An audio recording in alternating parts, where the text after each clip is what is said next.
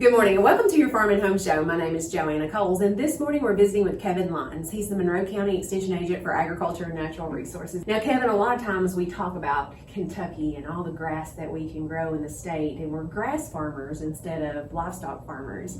But there's a lot that goes into managing forages. Yeah, we typically, that is in rural Kentucky, that is one of the biggest commodities that we produce, and we often don't think of it as that.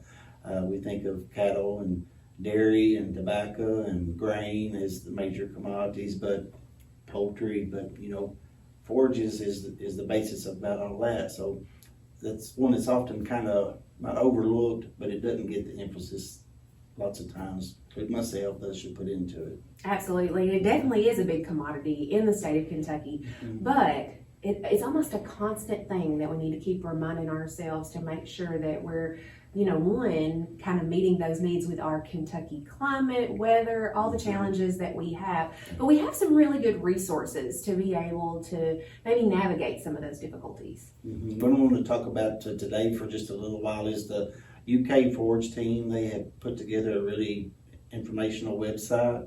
I like what's on it. It's not often that you can't find something about what you're looking for in your forages on that page.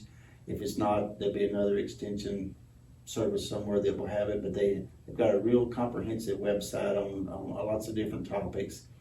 It's fairly easy to navigate once you find it and get to it, but you can usually do a search for UK forages, and it's probably going to be the first thing that pops up on your search results. So it's really kind of a hidden gem, in my opinion, as far as if you're into forages and you're wanting to do certain things, you get a question. You might not be where you can call your extension agent, or your extension agent can still come out and do those things. But there's lots of things on there that you can kind of figure out, study on, read about, and kind of help you improve your forage operation. Yeah, and one of those is the variety trials. I think those are important to kind of see how that particular variety does in several different areas of the state. And then when you're ordering seed or doing anything like that, or maybe making some decisions, you can look at several years of research, because they have it for not just this year, but years prior. Yeah, and they do all varieties, different species. There'll be several varieties under, red clover, orchard grass, all those things. And a lot of them really outperform some of the other ones. So, it might sound like it's real expensive, but if you look at what it's going to produce over the life of the stand, it's usually a really good investment to go for that higher yielding variety. And you don't really know that sometimes by just talking to industry folks. But what I like about it is UK is still research based, it's still unbiased. They do those trials. They don't have to try to sell the seed. They want the unbiased results out there for and people. The performance. The performance to help people make their decision. Yeah, because a lot of times, Kevin, people are somewhat limited on their pasture.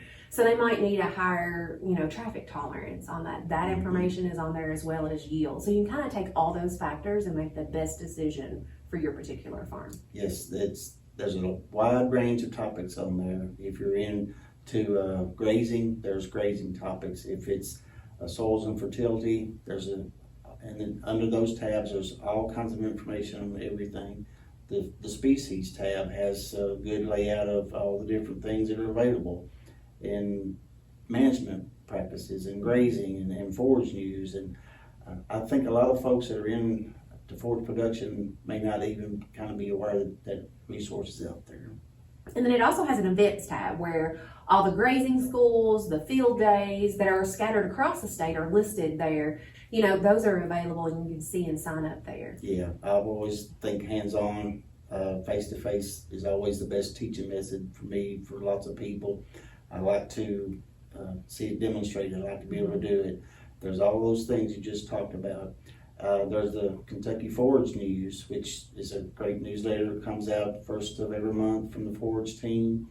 You can sign up for that and have it emailed directly to you. It's got a lot of information in it that's on a very timely basis. They have a YouTube channel, lots of videos that are posted on it that if you got a question, you might be able to find an answer and see it for yourself. Yeah, a lot of good resources, Kevin. Thanks for bringing that to our attention. And if you have questions about forages, make sure to contact your local extension office. Thanks for watching and have a great day.